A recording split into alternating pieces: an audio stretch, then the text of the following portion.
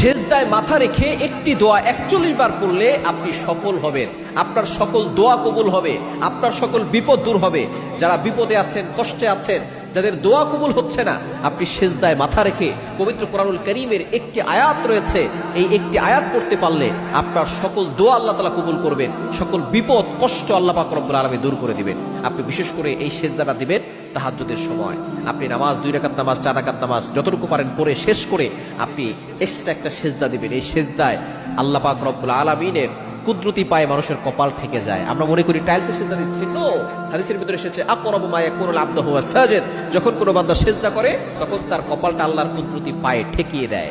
তখন আপনি আল্লাহর একটি কোরআনের আয়াত আপনি পড়বেন, এটা আল্লাহ তাআলা নিজে পবিত্র কোরআনের ভিতরে কোট করে দিয়েছেন। 4 নম্বর পারার 11 নম্বর পৃষ্ঠার 15 নম্বর লাইন, সূরা আলে ইমরানের 173 নম্বর আয়াত, হাসবুনাল্লাহু ওয়া নি'মাল ওয়াকিল, হাসবুনাল্লাহু ওয়া নি'মাল ওয়াকিল। ইব্রাহিম আলাইহিস সালাম যখন কঠিন বিপদে পড়েছিলেন, নমরুদ তাকে আগুনে নিক্ষেপ করেছিল, তখন তিনি আল্লাহর কাছে সাহায্য চেয়ে বলেছিলেন হাসবুনাল্লাহু ওয়া নি'মাল ওয়াকিল, আমার আল্লাহ আমার জন্য যথেষ্ট, আমার রব আমার জন্য যথেষ্ট, আর কোনো প্রয়োজন নাই।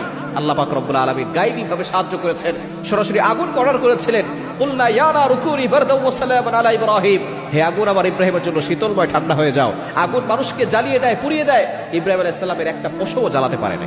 এজন্য আপনি যখনই কঠিন বিপদে পড়ে যাবেন, যখনই মারাত্মক ধরনের অভাবের ভিতরে পড়ে যাবেন, আপনি সেজদায় গিয়ে আপনি হাসবুনাল্লাহু ওয়া নি'মাল ওয়াকিল 41 বার পরে আপনি আল্লাহর কাছে দোয়া করবেন, দেখবেন আল্লাহ তাআলা আপনার সকল দোয়াগুলো কবুল করবেন।